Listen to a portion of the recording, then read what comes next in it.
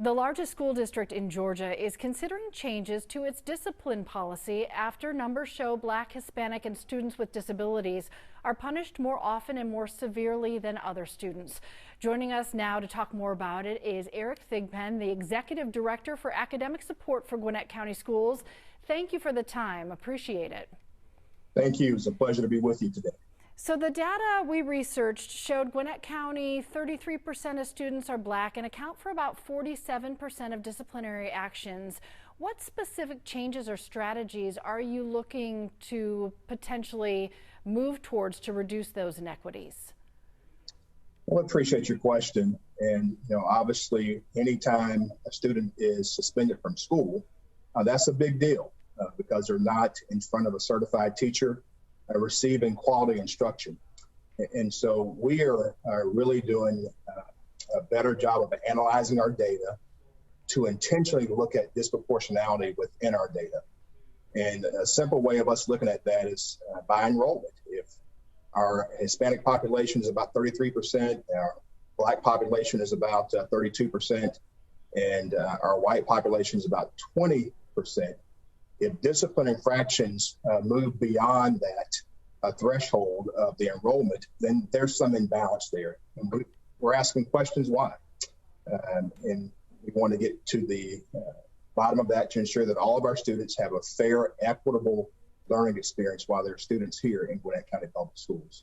You talked about the importance of students being in class and having those opportunities because, any parent, I'm a parent, knows that school time is so vital to set them up for future opportunities and success. Talk about the importance of addressing this for the long-term good of the students. I think that's an excellent point. I think we've learned a lot about that, obviously, especially in light of everything that's happening with COVID-19 right now. And so many of our students are not in school.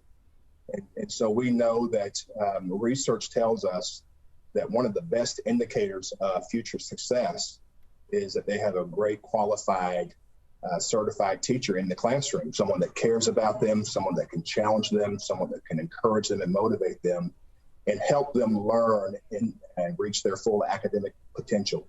So that school environment, that positive learning climate is so important for our students to feel a part of a community.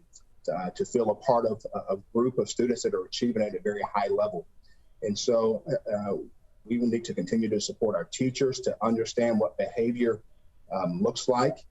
Our code of conduct speaks to behavior that's acceptable and then behavior that's unacceptable as well, and the consequences for that. But we do need to do a better job of intervening on behalf of our students when that behavior does disrupt the learning environment. And so we want to make sure that our learning environments are free and conducive, free of distractions, but conducive to a great learning environment that's safe for our students as well as our staff. But we also want to be able to restore students to that learning environment, to that learning community when they violate that code of conduct. Based on the analysis and the numbers that you've seen, what are some specific changes that might be implemented? What are you looking at as potential policy change? So some of our community and our committee members have expressed things to us that really centers around interventions. Ensuring that students have advocates that can speak on their behalf, or ensuring that our staff is fully equipped with understanding cultural differences as well as cultural similarities, or working to ensure that students are restored fully to the classroom or to their school when they violate our code of conduct. Or also ensuring that all of our schools are practicing research-based strategies, best strategies like PBIS, positive behavior intervention and support, as well as some restorative practices.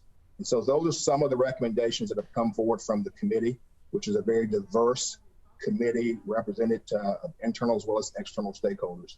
And we look forward to really diving into these recommendations to see how we can improve our code of conduct. Is it too soon to think about a timeline for any implementation? Is this sort of a starting point, or do you see a goal for when some of this might happen? Yeah, I think it's an ongoing process for us. It's something we'll be looking at annually, but we would like to implement some things next year. We'll be talking with staff actually later on this week about some of those recommendations and seeing how we can really tease some of these things out and start and look at maybe implementing some of these recommendations next year. But it'll also be a strategic long haul journey with this as well. The committee actually had about 37 recommendations overall, and from that 37, the committee felt like 11 recommendations is something that we could look at in the next year or so.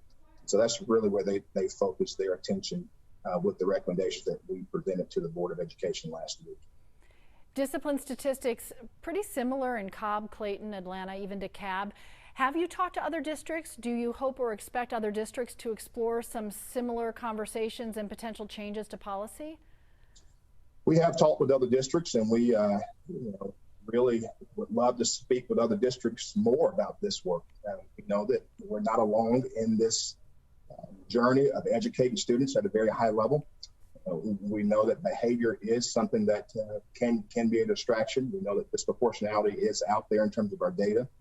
So we welcome the opportunity to speak with our colleagues across Metro Atlanta, also some of our other colleagues in the United States that we kind of measure ourselves against. And so there are other large school districts that we've talked with as well, and we'll continue to collaborate with them to ensure that all of our students have a fair, equitable learning environment. I was reading that the National Center for Education shows that about 79% of all teachers in America are white women. How much do you see diversity in teaching as a key to this conversation? And are there any initiatives to recruit and retain more teachers of color across the board? Our human resources does an amazing job of being strategic and trying to ensure that our staff really does reflect the students that they serve. And so we continue to work with them. We hear from our community stakeholders as well. We have a human advisory board that works with us and holds us accountable for that. I do think it's important for students to see themselves in their educational process. And so the more we can align, our services in terms of staff to ensure that students are comfortable and see people that look like them, that are successful, that care about them, that will go a long way. We do know that there's also value in students learning from people that don't look like them. And so students have to learn to appreciate differences as well as similarities. But we are strategically looking at that work. Is there anything that I haven't asked, especially about the conversations around policy change when it comes to discipline? Is there anything that I haven't asked that you would want to make sure that people are aware of? I just want folks to know that we're very sensitive to the issues that are happening in our community, in our state, in our country.